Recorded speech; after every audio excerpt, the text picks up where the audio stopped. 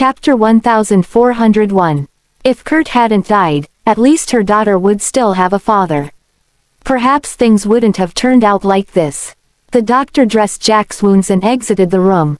With an inquisitive look, he asked, "Miss, this man has a lot of scars on his body. Who is he?" Marina gave him a stack of cash. "Don't ask anything you shouldn't. This is your fee." The doctor's eyes lit up at the sight of so much money. He understood that Marina had to be someone important, and he should just take the money and shut up. "Understood, miss. His condition is stable. He just needs to rest for a while."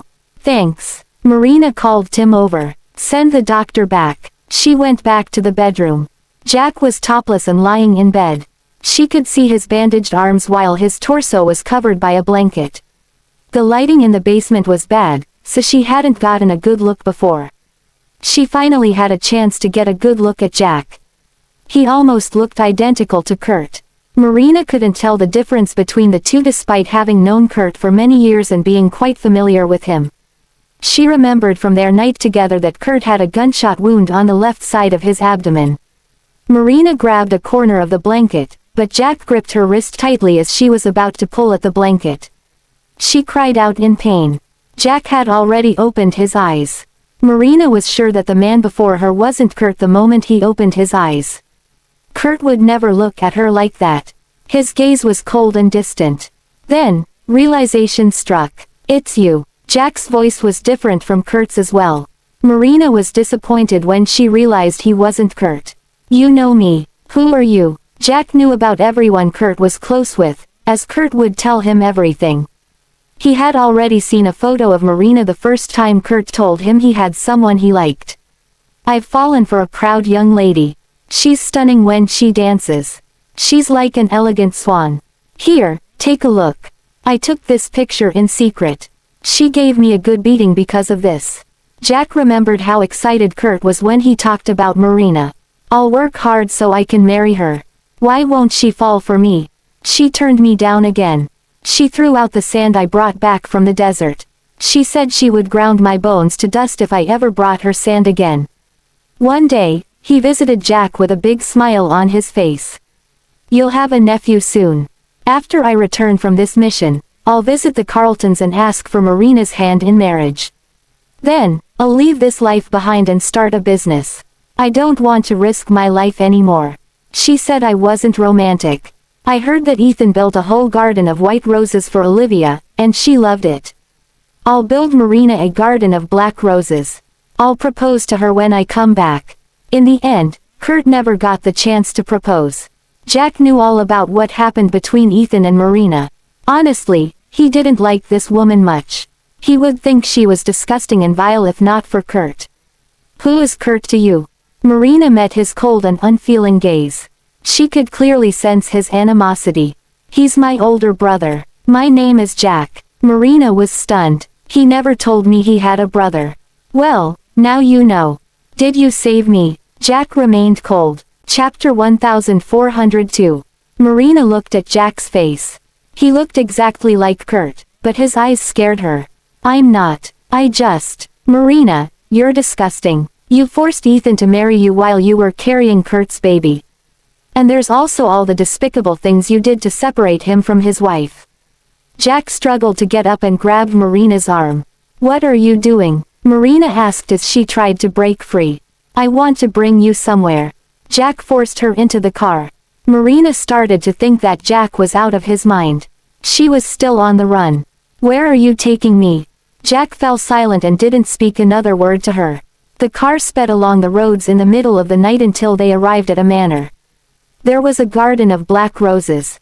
The roses stood out in the white blanket of snow. Kurt had planned to propose to you here. He wanted to give you and the baby a home. But he didn't get to live to see that day."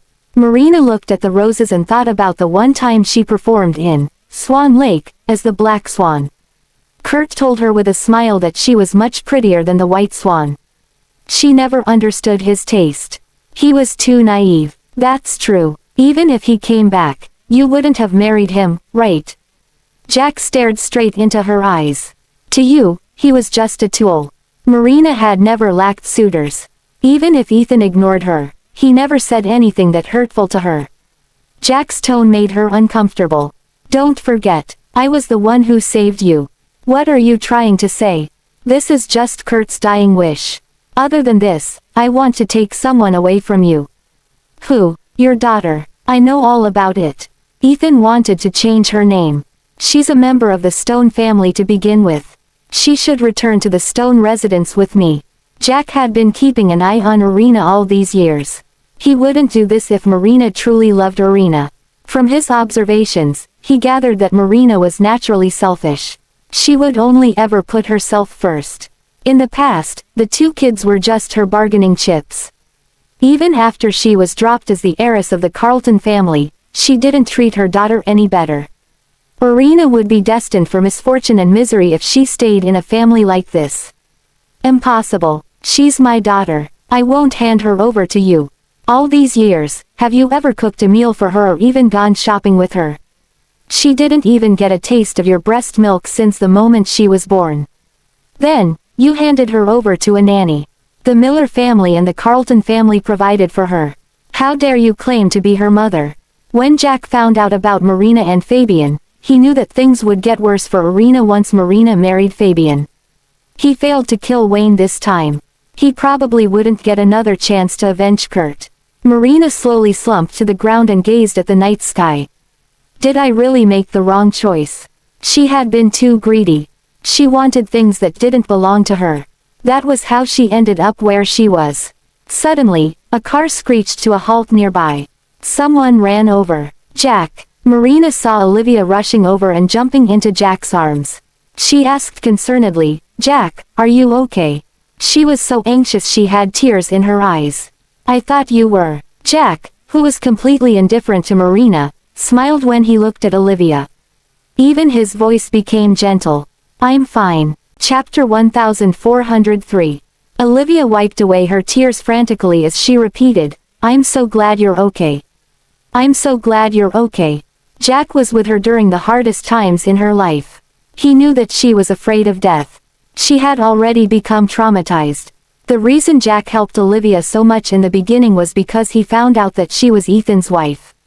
Her family was ruined because of Kurt's dying wish. He was just trying to atone for the pain caused by Kurt and nothing else. Then, they went through a lot of hardships together. Both of them lost all of their loved ones. So, they treated each other as family. That was why he gave up on trying to kill Wayne immediately when he saw that Olivia was also in the car. Don't cry. You're all grown up. There's no need to act like a child. He didn't want Olivia to worry. So, he contacted her as soon as he was able to. Their intimate interaction caused Ethan to feel a little jealous. But he knew that Olivia wouldn't fall for Jack. If not, they would have gotten together when he wasn't there in those 3 years.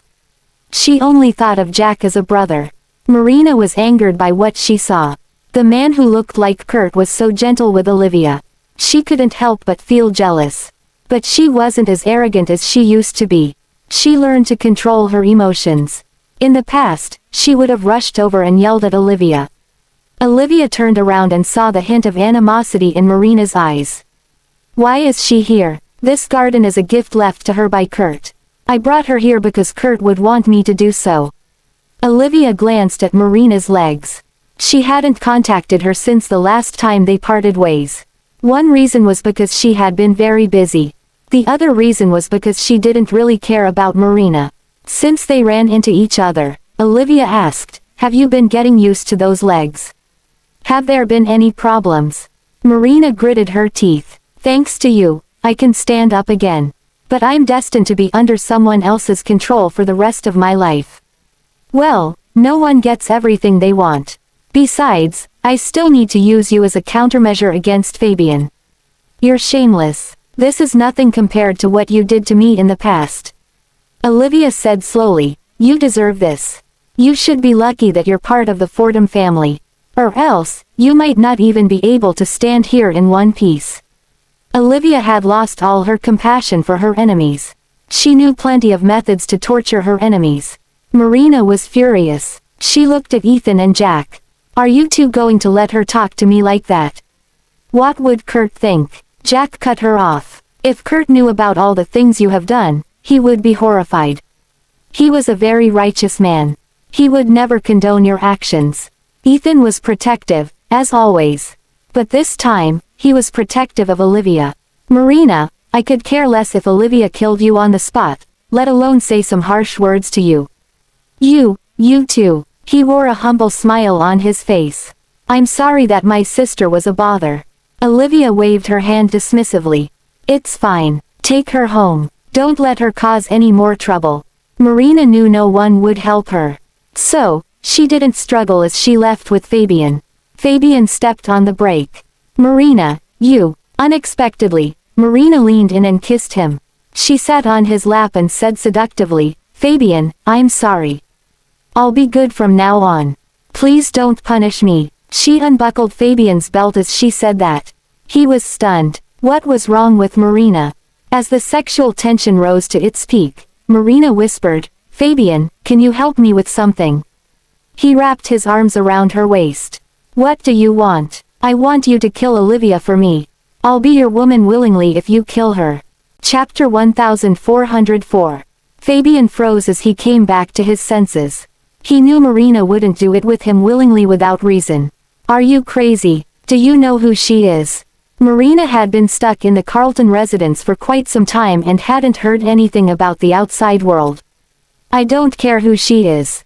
She took everything from me. My parents, my child, my lover, even him. Even though she had just met Jack, she felt frustrated when she thought about a man who looked like Kurt cozying up to another woman. She had been the center of attention since she was young. But since Olivia showed up, everything she had crumbled away. At the same time, Olivia's life had improved immensely. Ethan was treating her way better than before. As a fellow woman, Marina couldn't help but feel jealous. Shut up. She's not who she was before. You're crazy if you think I would even try to hurt her. Marina was confused. Olivia had been looking for her parents for as long as she could remember. What's wrong? Let's just say that her family stands at the top of Aldenvine. Do you know who Linus Heath is? That man is her uncle. Marina's expression changed drastically. What? How could she be related to the Heaths? The Heath family wasn't as well known as the Miller family, but they were the epitome of power in Aldenvine. Fabian sighed. Sometimes I feel like you're nothing without your looks. You're hopelessly stupid. Mason is her grandfather. Although this information isn't publicly announced, everyone already knows about it. Even the Millers are beneath her now, let alone our family. Also, the Heaths are known to be fiercely protective of their own. If anything happened to Olivia, our family would disappear from the face of the planet overnight. After hearing that, Marina got so angry she started shaking. Back when she had just returned from abroad, Olivia was just a broke woman who needed to pawn her wedding ring off for money. But she had suddenly become Mason's granddaughter. Marina bellowed, Why is it always her? Fabian looked at her coldly. I'm not interested in the squabbles between women. Don't take me for a fool. I'm not dumb enough to do something so suicidal. Even you aren't willing to help me. I lost everything because of her. Because of her. Did she force you to poison your mom? Did she force you to aggravate your dad? Did she force you to push her into the ocean? Or to steal her husband? Her home. If I were her, you would already be dead. Fabian was very clear-headed. It's true that I like you, but I'm not going to let my feelings dictate my actions. I've known what I wanted since I was a kid. You're with me now. If you misbehave, I have plenty of methods to discipline you. Marina, you'll pay for trying to escape. She was thrown onto her bed when they got back home. Don't even think about going anywhere from now on. Then, he left the room to make a call. Olivia answered, It's me. Don't worry, Miss Fordham. I'll watch her closely. I won't let her do anything stupid again. The next time she crosses me, I won't let it slide. Olivia lowered her voice. Also, I need your help with something. Look into who tried to have my grandfather killed. Chapter 1405. Olivia tried asking Ethan about it, but he only told her parts of the story. It was understandable because of the nature of his job that he was required to keep some secrets. Mason and Linus were very important people, too. She couldn't just ask them about classified information. She was an adult and knew how to respect boundaries. The reason she wanted to get to the bottom of it was to prepare for the future. She was a member of the Heath family, after all. She wanted to be able to prevent getting dragged into troublesome matters. Fabian and the Kingston family should be able to dig something up. Fabian was able to beat the competition and surprise Otto. He should be quite capable. Olivia made a deal with Fabian with Marina as the prize. Fabian would be more than happy to do her bidding. She was able to keep Marina under control with the microchip. It would also prevent Marina from acting out again. That killed two birds with one stone. She was finally able to relax after she confirmed that Jack's life was not in danger. Olivia felt some emotions bubbling from within her as she looked at the black rose bushes. She had never met Kurt, but she went through a lot because of him. "I'm sorry. My brother caused you a lot of trouble." Jack could guess what Olivia was thinking about. "It's fine. It's all in the past now. Ethan would be dead without him, and I won't be able to have the other kids. I wouldn't have met you. I guess this is what you call fate. Jack, what's your plan for the future?" Jack looked at Ethan and said, "I want to take Marina away. She won't have a happy life living with Marina. I don't mind." Ethan knew that Jack would be a better parent for Irina than Marina. It would be better if she were with him instead. A child who had never felt love before needed to have a family by her side. Ethan wasn't her father, after all. And he had a lot of history with Marina. It wouldn't be respectful to Olivia if he took Irina. Jack was the best person for that job. I'll arrange for it. It's about time she had her name changed. Joy Stone. If Kurt was still alive, he would want his daughter to be a joyful little princess without any worries. Okay. Olivia noticed that Jack had grown closer to Ethan. It seemed like Ethan had done some work. All right. It's freezing out here. Let's stop standing around. Jack, I bet you haven't eaten yet, right? Let's find somewhere to sit down. You have to tell me why you did something so stupid. Jack also put on a stern face. Sure. Then, why don't you tell me what's going on with you and Wayne? I would have killed him already. Olivia patted herself on her chest. You would have shot me in the head if not for the bulletproof window. Both of them were still alive. That was all they could have asked for. Olivia had found a restaurant and ordered a stew. She raised her glass for a toast. Ethan thought about what they used to do as a couple. Here, Jack, let's drink and drop all the grudges. Please don't try to exact revenge on Ethan anymore. He's with me. If he dies, my kids will be without a father. I didn't forget. I can't forget the hate, but I can't forget the love, either.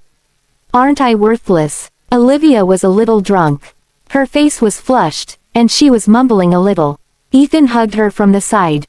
It won't happen again. I won't ever hurt you again. Chapter 1406.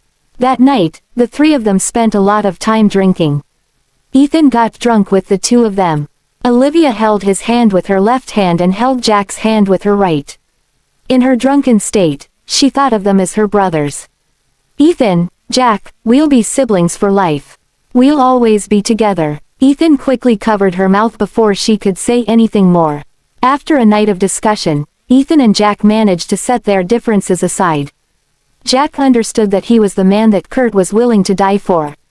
Kurt would definitely not approve of his actions if he had killed Ethan. But Jack had been consumed by hatred, and he blamed Ethan for Kurt's death because he couldn't accept the fact that Kurt was gone. The three of them went back to Olivia's villa. Jack had his own room in the villa. Ethan carried Olivia back to her room. Although Jack was drunk, he was still conscious. Treat her right. She really loves you a lot. Ethan stopped in his tracks. If I hurt her again, feel free to kill me anytime. Then, he closed the door and placed Olivia on the bed. She had never drunk so much in a long time. In fact, she had never drank so much ever. This was the first time he had seen her so drunk. She bounced up from the bed and said, "Bro, where's the alcohol? Bring it over. Let's drink to our heart's content." Ethan's lips twitched. What character was Olivia playing? You've finished all the alcohol. We'll get more tomorrow. That won't do. Bring me my steed. I shall ride out and get you some alcohol. Ethan was speechless. He could only play along. All right, the hour is late. Let's turn in for the night. Olivia jumped off the bed. I'm not tired. I'm an owl. Owls don't sleep at night.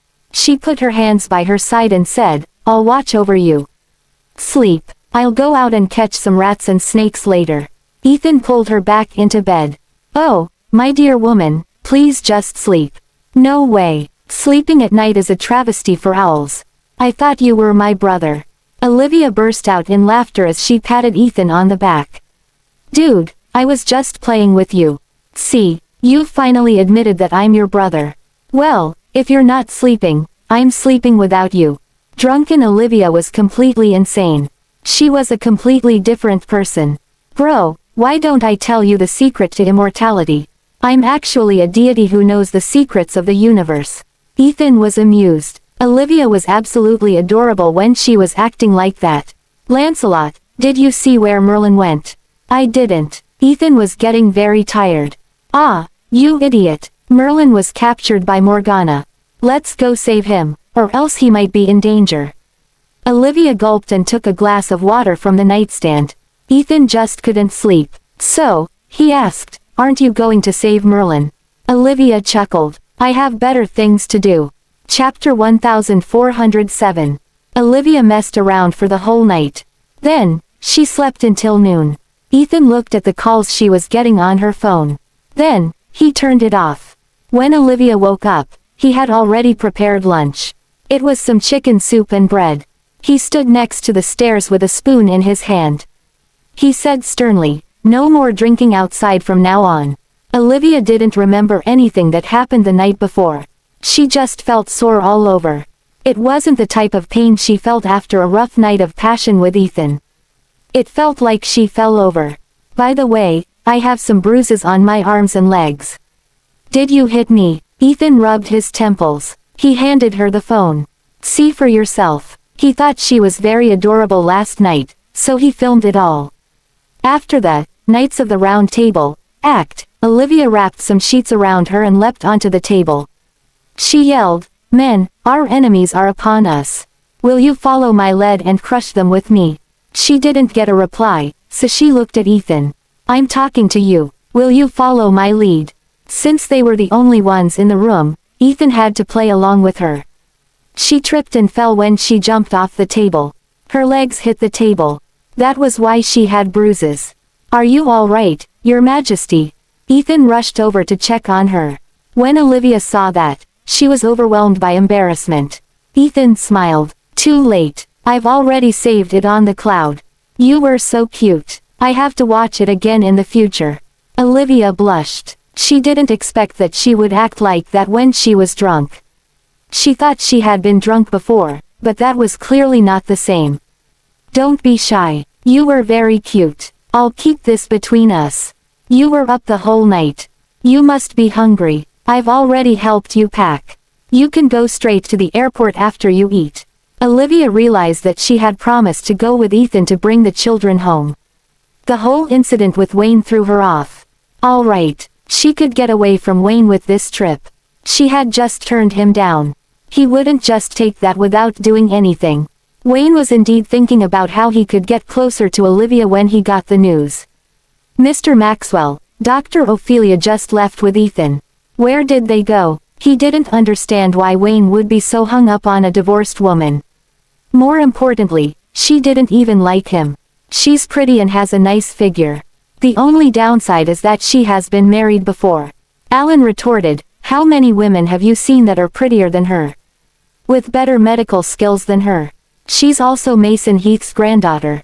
Enough. She won't get away from me. Wayne barked as he snuffed out the cigarette he was holding. Mr. Maxwell, please don't do anything rash. We're in Arlandia right now. Wayne didn't reply. Before he left, he said, I'm visiting Mr. Heath. He was sure Mason would agree to the marriage if he just offered a better deal. Chapter 1408. Olivia and Ethan flew to the island in the neighboring country. She hid her children well to prevent her enemies from finding them. The island was in an excellent geological location. It had flight routes to a lot of different places. That night, the two of them sipped on some champagne on the beach. They listened to the sound of the waves crashing into the rocks. Wayne didn't give up. He offered an even more lucrative deal. Ethan's face was hidden by the shadows, and Olivia couldn't see his emotions. She frowned. What did Grandpa say? Even though she hadn't been with Mason or Linus for that long, both of them treated her really well. Olivia felt like Mason would never sell her out for profit, but one could never be too sure. Don't worry. Mr. Heath didn't agree to it. He turned it down immediately. It's a pity we didn't get to see that in person. Ethan was a little happy when he said that. After all, he had been competing against Wayne most of his life. Mason helped him get back at Wayne this time. Liv, just remember that no one can force you to do anything you don't want to. Ethan feared nothing except Olivia leaving him. The sunrise on the island was beautiful and amazing. Olivia woke up early in the morning, but she was plainly dressed like she had no intention of leaving. On the other hand, Ethan was dressed in a suit and looked very handsome. He hadn't seen his children for quite some time. He wanted them to have a good impression of him. He leaned over and kissed Olivia on the cheek. Wait for me, I'll be back soon. There was a fresh, minty smell on his breath.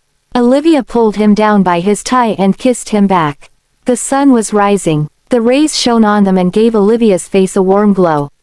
The kiss was quick. She replied, okay. Ethan left the island shortly after. It would only take a few hours to get to the town of Angus on a private jet. It meant that she would be able to meet her children in the evening. Olivia had some people buy her some ingredients. She was about to prepare a feast. Willow was the youngest. It was because she grew up in the village and didn't like eating meat. She preferred to eat fruits and vegetables.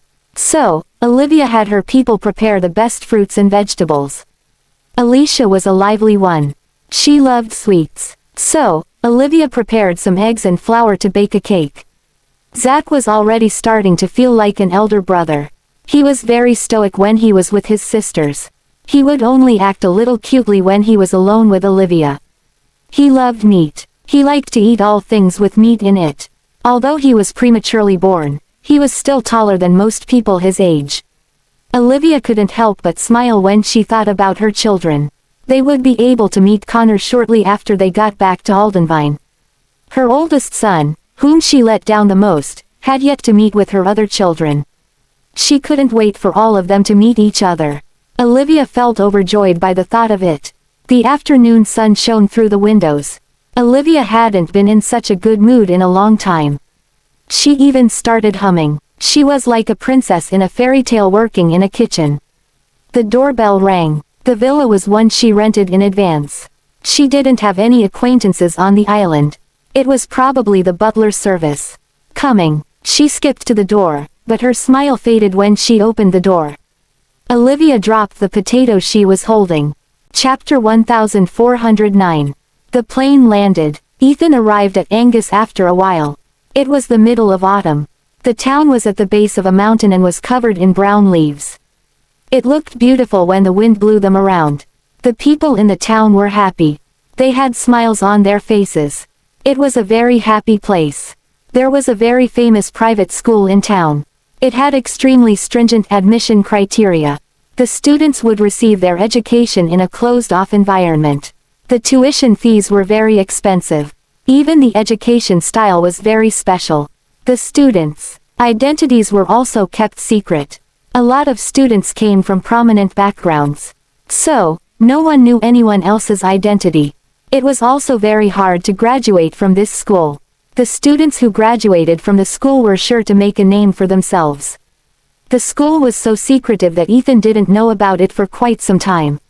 He looked at his watch. The kids were still in school. He didn't even interact with Connor that much. This was the first time he was bringing the kids home. He was nervous and excited. He parted ways with Willow in a hurry last time. He had a lot of things he wanted to say to her.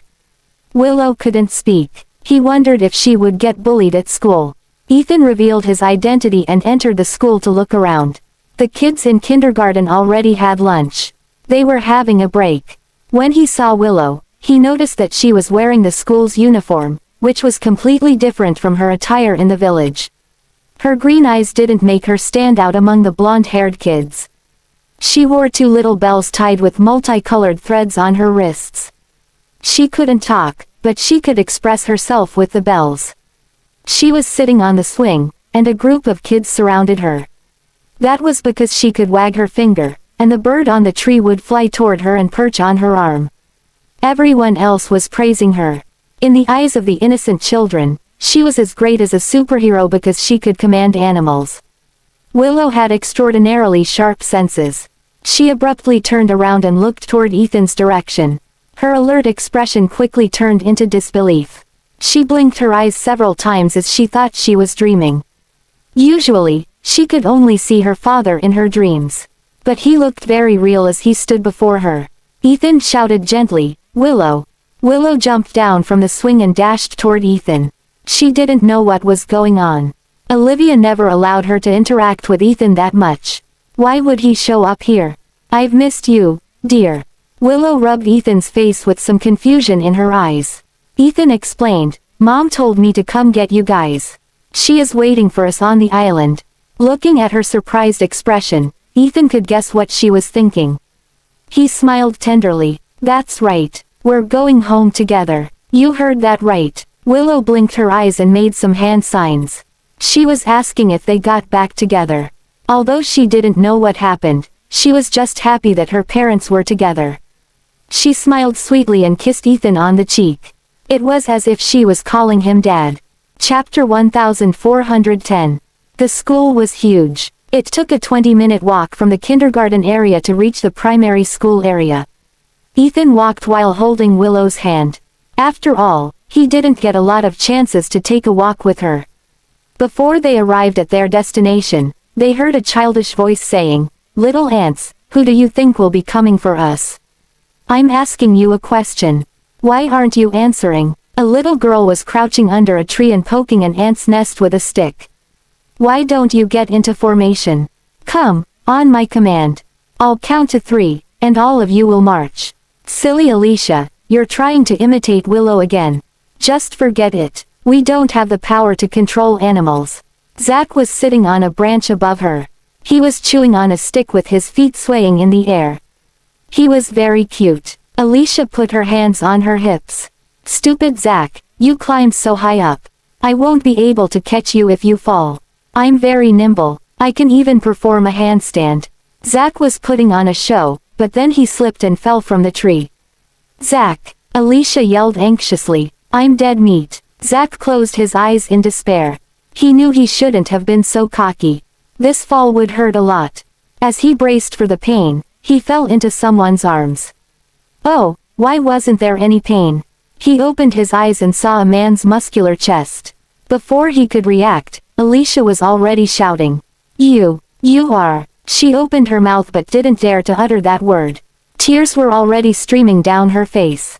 She had always wanted her parents to be together. She knew that there was some bad blood between Ethan and Olivia. If she could only choose either one of them, it would undoubtedly be Olivia.